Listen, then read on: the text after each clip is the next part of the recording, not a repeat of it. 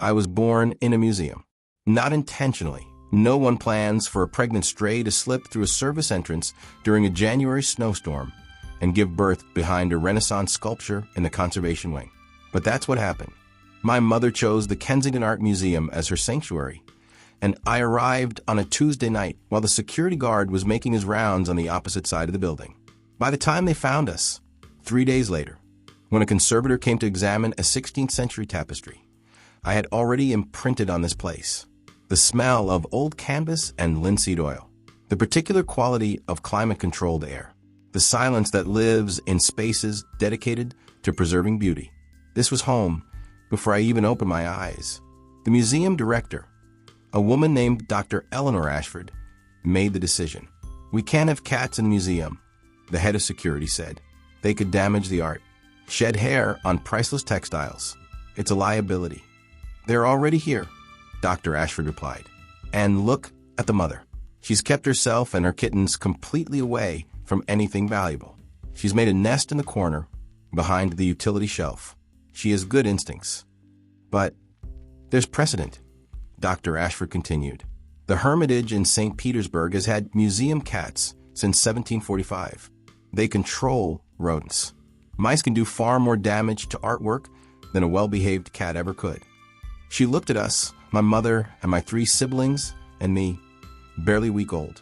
"We'll keep them. Find homes for the kittens when they're old enough. Keep the mother as our museum cat. It'll be good for morale. Museums can feel sterile. A cat makes them feel lived in." And so it was decided. My siblings were eventually adopted by museum staff. But I stayed, not because I wasn't wanted, but because by the time I was old enough to leave, I'd already made myself indispensable. My name came from my coloring. I'm a tortoiseshell, patches of orange, black, and cream arranged in what Dr. Ashford called a rather painterly composition. "She looks like a Rembrandt painting," Dr. Ashford said when I was 3 months old. "All those rich, warm tones. That dramatic contrast. We should call her Rembrandt." The name stuck. And unlike many cats who ignore their names, I responded to mine. Because in a museum, names matter. Every painting has a name. Every sculpture. Every artifact. Being named made me official. Made me part of the collection, in a way.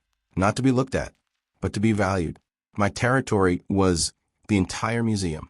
3 floors, 47 galleries, 12,000 works of art spanning 5,000 years of human creativity. I learned every room intimately. The Egyptian wing with its sarcophagi and papyrus scrolls. I wasn't allowed on the cases, but I could patrol the floor. The European paintings galleries where Monet and Van Gogh and Vermeer hung in temperature-controlled perfection. The contemporary art wing with its installations that confused me. Why was a pile of candy considered art, but that I dutifully guarded anyway? The sculpture garden. Accessible only in good weather through the French doors in the Renaissance Hall. I knew every corner, every shadow, every sound the building made as it settled at night. And I knew my job, rodent control. Mice are a museum's nightmare. They chew through canvas, nest in sculptures, leave droppings that corrode metal, damage millions of dollars worth of art without even knowing it. But mice fear cats. Even the presence of a cat, the scent, the territorial markers, is enough to keep mice away. I didn't have to catch many. Just patrol. Just mark my territory. Just remind the rodent world that this space belonged to me. And through me to art, the staff loved me. The guards would sneak me treats during their rounds. The conservators would let me sit on their laps while they worked, carefully away from the art. The curators would photograph me near paintings and post them online. Rembrandt guarding the Rembrandts, one caption read, showing me sitting beneath a portrait by my namesake. The photos went viral. People started coming to the museum specifically to see me. Where's the museum cat? Is Rembrandt here today? Can we pet her? Dr. Ashford was delighted. She's our best marketing, she said.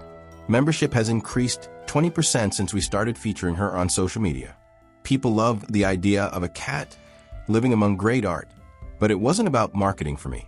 It was about belonging, about having purpose, about being part of something larger than myself. I learned the rhythms of the museum. Weekday mornings, Slow, quiet, mostly school groups. Weekday afternoons, tourists, art, students sketching, elderly people who came weekly. Friday evenings, art after hours, events with wine and music and crowds I found overwhelming but tolerated because it was my job. Weekends, chaos. Families. Children. Noise. I adapted my schedule accordingly. School groups. I'd appear in the galleries, let children point and whisper about the cat. Tourists. I'd pose near famous paintings, knowing they'd take photos and share them, bringing more people to the museum. Friday evenings. I'd retreat to the administrative offices, away from the crowds. Weekends, I'd sleep in Dr. Ashford's office, emerging only for my evening patrol. At night, the museum transformed. The visitors left. The lights dimmed. The guards locked the doors. And the art breathed. That's what it felt like. During the day, paintings were objects to be viewed. Sculptures were things to walk around. At night, they became something else. Alive in their stillness, I'd walk through the galleries, so taking in each work, not understanding them the way humans did, but feeling them, the weight of history, the echo of the hands that created them, the souls embedded in canvas and marble and bronze. I'd sit beneath the starry night, not an original Van Gogh, but a remarkable copy the museum owned. I'd stare up at the swirling sky, and something in me understood. Longing, beauty, the attempt to capture something fleeting. I'd walk past the Egyptian sarcophagus, feel the ancient stillness, the weight of 3,000 years, the preservation of something precious. I'd stop in front of the Rodin sculpture, the thinker, bronze and contemplation made physical. I'd sit and mirror his pose, thinking cat thoughts, guarding art, being exactly what I was meant to be. Years passed. I turned 3, then 5, then 7. I was no longer a kitten. I was the museum cat, an institution within an institution. Children who'd visited as toddlers returned as teenagers and looked for me. Is Rembrandt still here? She is. Look, there she is. Art students came regularly and sketched me. I had my own tag on social media. Hashtag Museum Cat Rembrandt. Thousands of followers.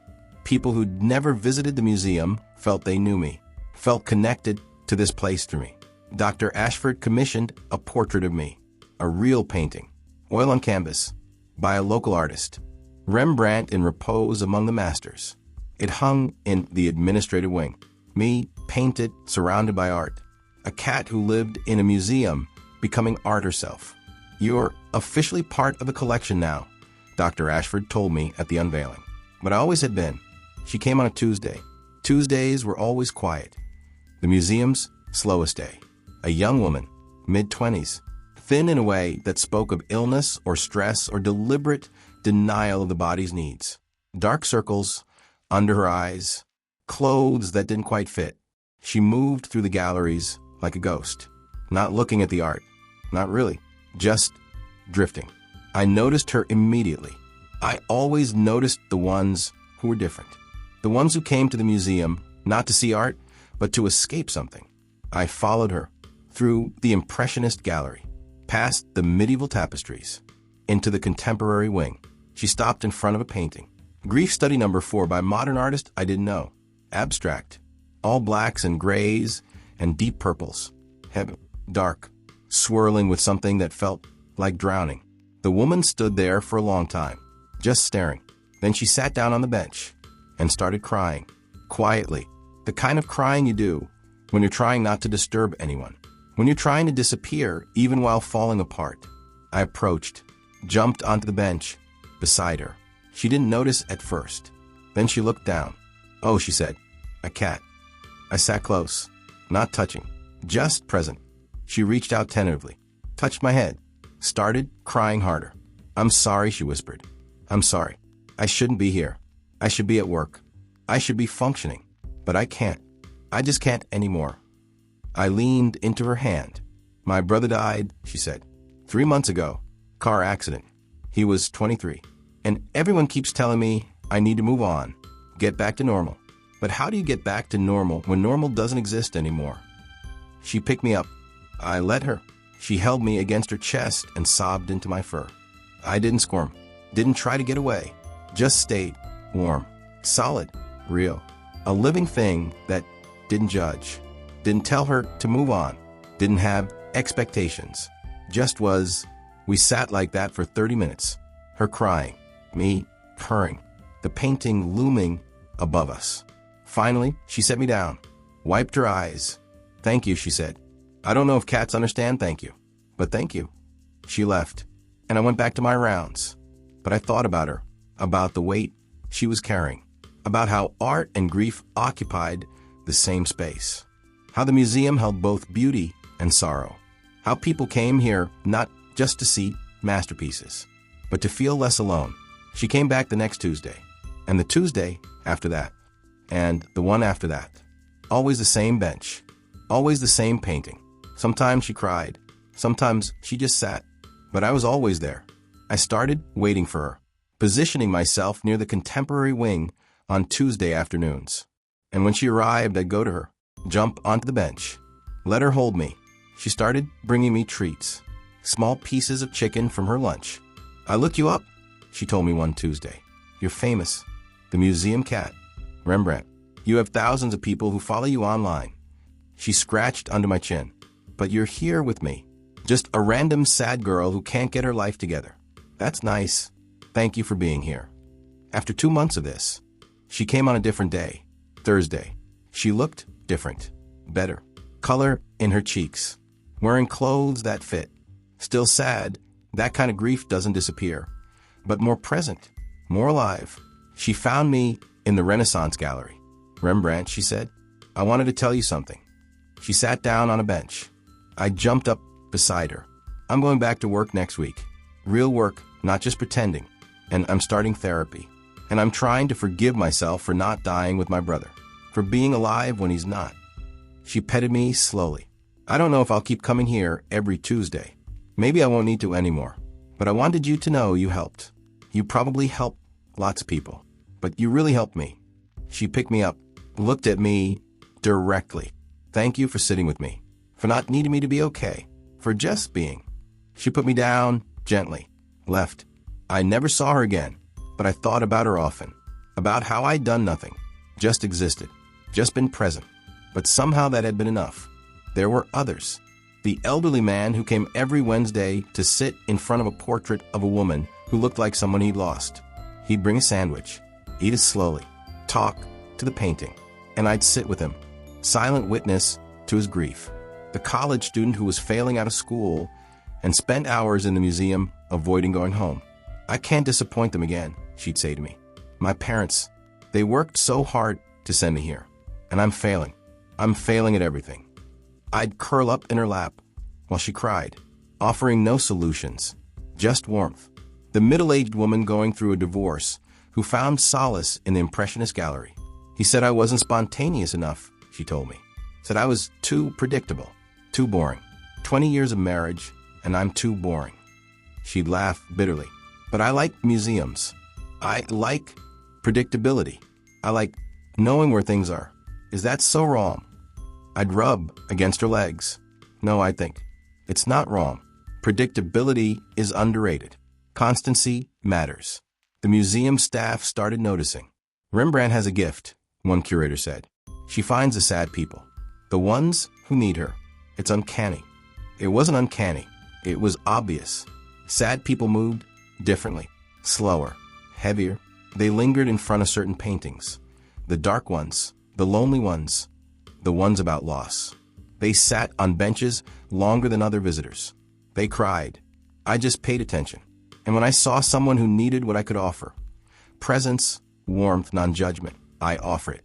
That was my job, not just rodent control, but this, being present for the grieving, the lost, the ones who came to a museum not to see art, but to feel less alone. Dr. Ashford wrote about it, an article for a museum journal, The Therapeutic Value of Museum Cats, how one feline became an unexpected source of comfort. She interviewed visitors, people I'd sat with. "That cat saved me," one said. "I know that sounds dramatic, but I was in such a dark place. And she just sat with me, week after week, until I wasn't in that dark place anymore." "Museums can feel intimidating," another said. "All this great art, and you're supposed to understand it, appreciate it. But Rembrandt doesn't care if you understand art. She just cares if you need her. That's powerful. The article was picked up by other publications. Suddenly, museums around the world were considering adopting cats. The Rembrandt effect, they called it. I didn't care about any of that. I just kept doing what I'd always done, patrolling at night, sitting with sad people during the day, being exactly what I was. I was 10 years old when things started changing. The museum was struggling financially. Attendance was down. Donations were down. The city had cut funding. Staff meetings became more frequent, more tense. I'd sit in on them. I had access to everywhere. And I'd hear the worry. We might have to close some galleries. We're cutting hours. We've had to let go 3 staff members. Dr. Ashford looked older, more tired. The weight of keeping the museum alive pressing down on her. Then the pandemic came. I didn't understand it at first. Just knew that one day the museum closed. Not for a day, not for a week, indefinitely. We have to, Dr. Ashford told the skeleton staff that remained. City mandate. No public gatherings. No museums. No restaurants. No anything. What about Rembrandt? Someone asked. Everyone looked at me. She stays, Dr. Ashford said. Someone needs to be here, to patrol, to keep the building alive. Who will take care of her? I will, Dr. Ashford said. I'm coming in every day anyway, to manage things, to prepare for reopening. She can keep me company. The museum became a tomb. Silent, empty. No visitors. No school groups. No crying people to comfort. Just me and Dr. Ashford and occasionally a security guard. The art remained, but without people to see it, what was it? I'd walk through the galleries. The paintings looked the same, but felt different, lonely, like they were waiting for something, for eyes to appreciate them, for hearts to be moved by them. I'd sit in front of the Starry Night copy, and it felt sad. Art needs witnesses, needs people. Without them, it's just objects in empty rooms. Dr. Ashford talked to me more. I don't know how we'll survive this, she said one day. We were in her office. She was looking at spreadsheets, numbers I couldn't understand. Even when we reopen, people won't come back immediately. They'll be afraid. They'll be poor. So many people losing their jobs. Museums are a luxury. When times are hard, we're the first thing people cut. She petted me absently. But we can't let this place die. Museums matter. Art matters. It's not just decoration. It's the record of humanity. The proof that we're more than just survival. That we create, that we feel, that we try to make sense of existence through beauty. She was crying. I'd never seen her cry before. If we close permanently, where does all this art go? The city will sell it, piecemeal, to private collectors, to other museums. This collection, built over 100 years, will be scattered, lost. She held me against her chest. And what happens to you? You've lived here your entire life. This is your home. If the museum closes, she didn't finish. But I understood. If the museum closed, I'd lose everything too. 6 months passed. The museum remained closed. Dr. Ashford kept coming. Every day, working, trying to figure out how to save this place. She applied for grants, reached out to donors, did virtual tours online, started a campaign, saved the Kensington Art Museum. She featured me heavily. Rembrandt has lived in this museum for 10 years. She's comforted thousands of visitors. She's guarded priceless art. She's part of this place. If we close, she loses her home. Please help us stay open. For her. For all of us. The campaign went viral. My social media following exploded. People who'd never visited the museum donated. For Rembrandt. So the museum cat doesn't lose her home. Because a cat who guards art deserves protecting. It was strange. All these people who'd never met me, who cared about me, who saw me as a symbol of something worth saving. The museum reopened after 14 months. Limited capacity. Masks required. Timed entry. But open. The first visitors came hesitantly, nervous, unsure, and they looked for me. Is Rembrandt here? We came specifically to see her. We donated during the closure. We wanted to make sure she still had a home. I greeted them, let them photograph me, let them feel like they'd helped save something, because they had. But something had changed. In me, I was older, slower. The year of isolation had affected me more than I'd realized. I didn't patrol as thoroughly, didn't seek out the sad people as actively, slept more. Dr. Ashford noticed. "You're getting old, girl," she said one evening. We were in the European Paintings Gallery. I was lying beneath a Monet, too tired to move. "I'm getting old too. We're both tired. But we've kept this place alive. That counts for something." It did, but I could feel my time coming to an end. I was 13 when they introduced Vermeer, a kitten, 8 weeks old, orange tabby, chosen specifically to be my successor. "Rembrandt needs help," Dr. Ashford explained to the staff. "She's too old to patrol the whole museum alone. Vermeer will train with her, learn the job, and eventually take over." I didn't want a kitten. Kittens were loud, energetic, disrespectful of art. But Vermeer was different. He was calm, observant. He'd follow me through the galleries, not playing, not chasing, just watching, learning. I showed him the patrol route, the places mice might hide, the paintings that seemed to attract the sad people, the quiet corners where you could rest during busy days. He learned quickly. By 6 months, he was doing half the patrol himself. By a year, he was finding sad people on his own, offering them the same comfort I'd offered. I was proud and relieved. The museum would have a guardian after me. Dr. Ashford retired when I was 14. She was 73, had been director for 30 years. "I'm too old for this," she told me on her last day. We were in her office, being packed into boxes. "But you'll be okay. The new director loves you. The staff loves you. The visitors love you. You're more secure here than I ever was." She held me one last time. "Thank you," she said, "for everything, for being exactly what this place needed, for teaching me that museums aren't just about art. They're about the people who come to see it. And you understood that better than any of us." She kissed my head. "Be good for the new director.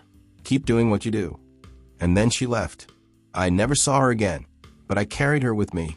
Her lessons, her dedication, her understanding that museums matter because they hold space for beauty and grief and wonder all at once. I was 15 when I started declining noticeably. Too old for a cat. Ancient, really.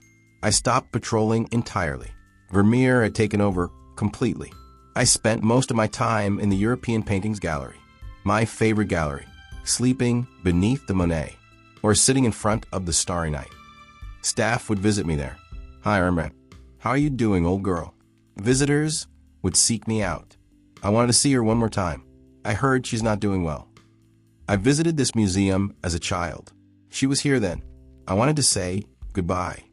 I'd let them pet me, take their photos, say their goodbyes. I understood what was happening. I was dying.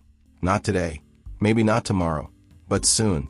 And the museum was preparing to let me go, preparing to remember me. The new director, a younger woman named Sarah Martinez, came to talk to me one evening. The museum was closed, just us and the art. "Rembrandt," she said, "the vet says you're in pain. Not terrible pain, but pain, and we have a choice to make." She sat down on the floor beside me.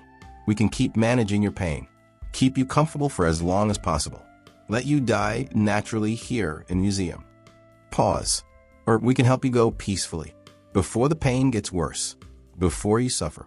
She was crying. "I don't know what's right. Dr. Ashford said you'd tell me, that you'd let me know when it was time." She looked at me, really looked. "Is it time?" I stood, walked slowly to the Starry Night, sat down beneath it. This painting, this spot, this was where I wanted to be. Sarah understood. "Okay," she said. "Okay, we'll do it here. Tomorrow evening, after the museum closes. You can be here, with the art, where you belong." The next day was strange. The staff knew. Word had spread. Everyone came to say goodbye. The guards brought treats. The curators brought flowers. I didn't eat flowers, but the gesture mattered. The conservators brought the portrait of me. "You should be here for this," they said. "All of you." They hung my portrait opposite the Starry Night. 2 artworks facing each other. Me in the painting, me in the flesh. Both of us soon to be just memory. Visitors came too, more than expected. Sarah had posted online. Rembrandt's last day. People who'd been comforted by me over the years came back. The young woman who'd cried over her brother, now older, settled, alive in a way she hadn't been. Thank you, she said, for being there, for helping me survive. The elderly man who'd visited every Wednesday, now using a walker, but still here. You sat with me while I grieved my wife, he said. I wanted to sit with you. The college student who'd been failing, now graduated, employed, thriving. You didn't judge me, she said. When everyone else did, you just accepted me. That mattered more than you'll ever know. Dozens of people, all day, coming to say goodbye, to thank me, to cry. I let them. It was exhausting, but it was right. This was what I'd done for 15 years. Been present for people's grief, their loss, their pain. It was fitting they were present for mine. Evening came. The museum closed. The visitors left. Just the staff remained. Sarah, Vermeer, the guards, the curators, the conservators, everyone who'd worked with me, everyone who'd loved me. They gathered in the European Paintings Gallery. Someone brought candles. Someone brought music, quiet, classical. The vet came. Kind woman. She'd cared for me for years. Hi, Rembrandt, she said gently. Are you ready? I was ready. I'd lived a full life, a purposeful life, a life in service of beauty. The vet prepared the injection. Sarah held me. Thank you, she whispered, for everything, for being the heart of this museum, for teaching us what really matters. The needle, the warmth spreading through me, the letting go, my eyes on the starry night, swirling beauty, eternal longing, the human attempt to capture infinity. And I understood, this is what I've been guarding all these years. Not just paint on canvas, but this, the reaching, the trying, the human need to create something that outlasts mortality. Art as defiance of death, beauty as resistance to entropy. And I, cat born behind sculpture, had been part of that, had helped people connect with it, had guarded not just objects, but the human capacity for awe. My breathing slowed. Sarah's tears fell onto my fur. The staff surrounded us, all of them crying, all of them grateful. And I slipped away into whatever comes next, held by people who loved me, surrounded by beauty, exactly where I belonged.